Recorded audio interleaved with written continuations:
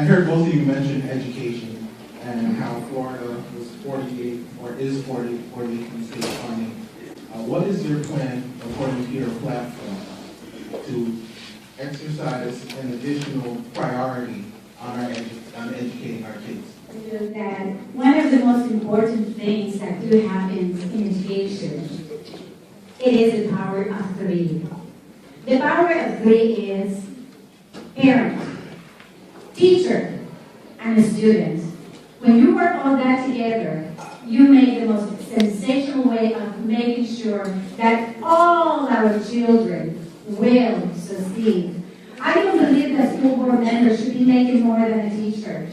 They're policymakers, they don't deserve it. They're supposed to be volunteers. And I will tell you, as the first Latina governor in the state of Florida, I will look at you as everyone else because we come from the bottom. Currently, Florida ranks 49th when it comes to mental health care funding, according to the National Alliance of Mental Illness. In many instances, jails are the single largest mental health care provider versus licensed community mental health care facilities. What are your plans to provide proper treatment for those who suffer from mental illness? I want to go back to the basis of the disease, not the treatment.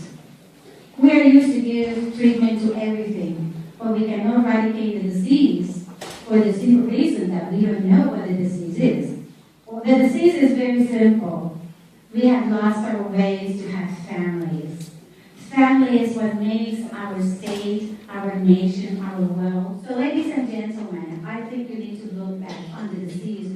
The Florida legislature's rejection of Medicaid expansion has resulted in a loss of $5 billion in federal funding to ensure more than 1 million low-income families are Floridians. Would you support Medicaid expansion in Florida, and why or why not?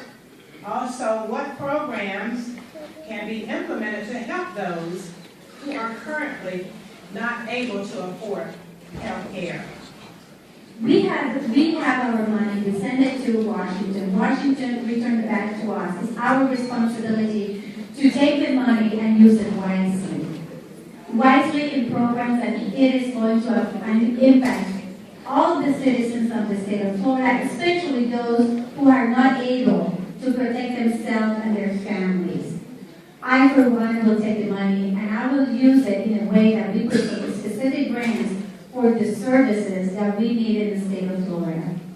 As a 35-year educator, I'd like to ask a question about some of the low-performing schools here in our district, and just what is your position on school vouchers and our charter schools? As a taxpayer, I pay my taxes because I am forced to pay it.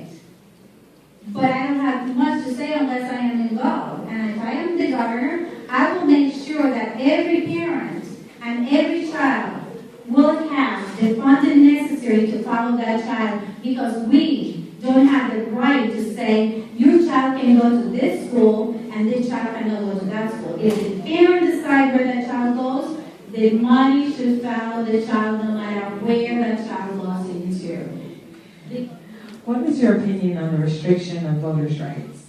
From all the people who commit crime, including in my Hispanic community, not 100% of them become poster child like our gentleman who's running for Congress. Many of them are going back over and over and over again. So what's going to happen? We're going to restore, spend money, and then go back to jail and restore again, and then go back to jail. And no, we need to select those people who commit crime, restore their lives, and those who deserve it, because it's a privilege and an honor to have it back. What's your stance on stand your ground? No one has the right to come to attack you. No one has the right to offend you. No one has the right to make you smaller or belittle you because you're from a different race, or a different sex, or a different color, or a different religion. So I will say that standing my ground, I'm going to hold to it. Why? Because I have the duty and the right to protect myself and mine. And we're going to have our candidates do a closing statement. You'll have 2 minutes.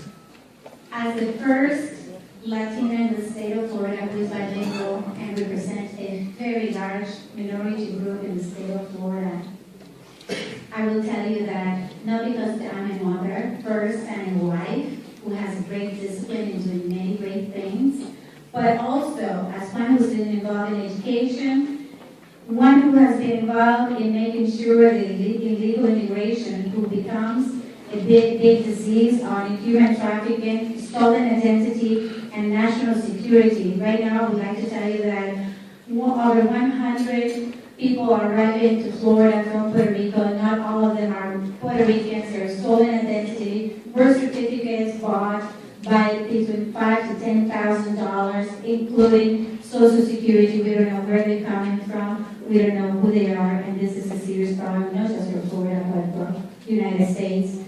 I'm a protector of small business. I am also a very proponent of domestic trade. I am asking you to also the other thing that we don't mention was hemp is and the film industry can bring hundreds of thousands of dollars, not just dollars for every county, but for the state of Florida, millions of dollars. Agriculture, and I would like to completely abolish the red light cameras. This has been a serious problem in the state of Florida. Many of our people have been taking their license away, and they put them in poverty because they are not able to work. They are not able to pay their bills. Many of them, I have seen them personally in the hearing where they are not able to pay the bill, and the license is taken away.